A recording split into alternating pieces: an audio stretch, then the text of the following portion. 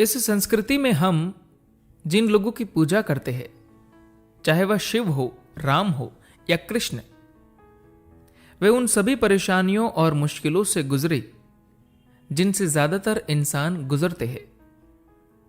हम उनकी पूजा इसलिए करते हैं क्योंकि उनके हालात चाहे जो भी रहे हो, चाहे उन्हें जीवन में कैसी भी चुनौतियों का सामना करना पड़ा हो, वे अपनी भीतरी प्रकृति से कभी नहीं भटके।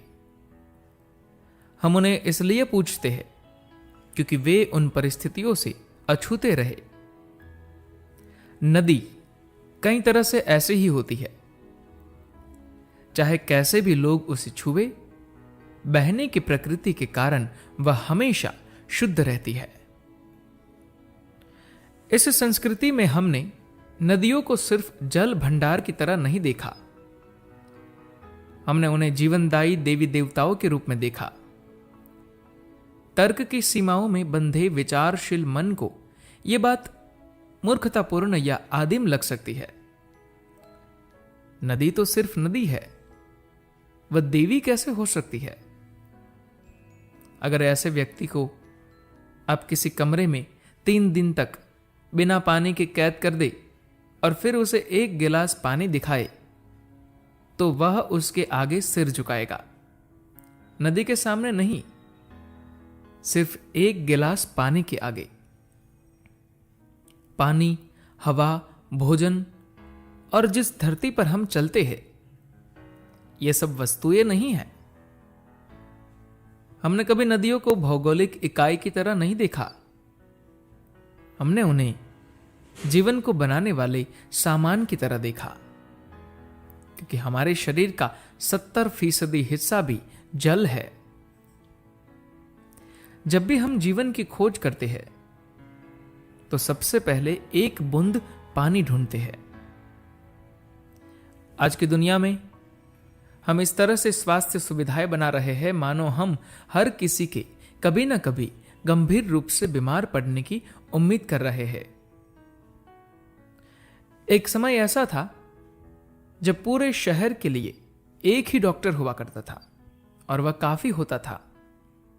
आज हर गली में 5 डॉक्टर होते हैं और इतना भी काफी नहीं होता। इससे पता चलता है कि हम कैसे जी रहे हैं।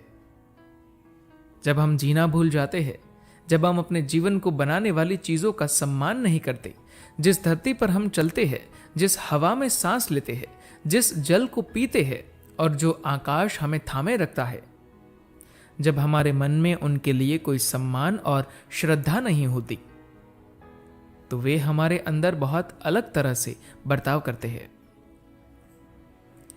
अगर हम अच्छा जीवन जीना चाहते हैं तो इसमें जल की बहुत महत्वपूर्ण भूमिका होती है, क्योंकि शरीर का 70% हिस्सा पानी है।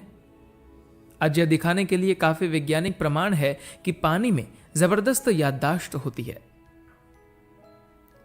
अगर आप पानी की ओर देखते हुए कोई विचार मन में लाए तो पानी की संरचना बदल जाएगी। इस संस्कृति में हमें हमेशा से यह बात पता रही है, मगर आज आधुनिक विज्ञान ने इस पर काफी प्रयोग किया है। वैज्ञानिकों का कहना है कि पानी एक तरल कंप्यूटर है। आप पानी से कैसे पेश आते हैं, यह याददाश्त उसमें लंबे समय तक रहती है। इसलिए हमारे शरीर को छूने से पहले हम पानी के साथ कैसे पेश आते हैं, उससे हमारे शरीर में सारी चीजों की गुणवत्ता बदल जाती है। अगर हम अपने शरीर के जल को शुद्ध रखते हैं तो सेहत और खुशहाली कुदरती तौर पर आती है। इंसानी जीवन से परे जाने या उसे रूपांतरित करने के मूलभूत विज्ञान को भूत शुद्धि कहते हैं। भूत शुद्धि का मतलब है पंच तत्वों की शुद्धि। यह एक चमत्कारिक प्रक्रिया है, क्योंकि यह शरीर, धरती, सौर मंडल और ब्रह्मांड सब कुछ पंच तत्वों यानी पृथ्वी, जल, अग्नि, वायु और आकाश का खेल है। यदि कोई अपनी भौतिक प्रकृति से परे जाना चाहता है तो ऐसा करने का सबसे बुनियादी और प्रभावी तरीका भूत शुद्धि है। योग विज्ञान भूत शुद्धि यानी अपने तत्वों को ठीक करने के विज्ञान से विकसित हुआ है। यदि आप अपने तत्वों पर अधिकार कर ले तो सब कुछ आपके नियंत्रण में होगा। जो इंसान पंच तत्वों को अपने बस में कर लेता है उसे ब्रह्मांड का स्वामी माना जाता है। आज के तथाकथित आधुनिक जीवन में हमारे जीवन को बनाने वाले तत्वों के लिए कोई सम्मान का भाव नहीं रह गया है। अगर आप सेहतमंद, खुशहाल और कामयाब होना चाहते हैं तो यह बहुत महत्वपूर्ण है कि आपके भीतर के तत्व इसमें मदद करें। अगर वे मदद नहीं करते तो कुछ भी कारगर नहीं होगा।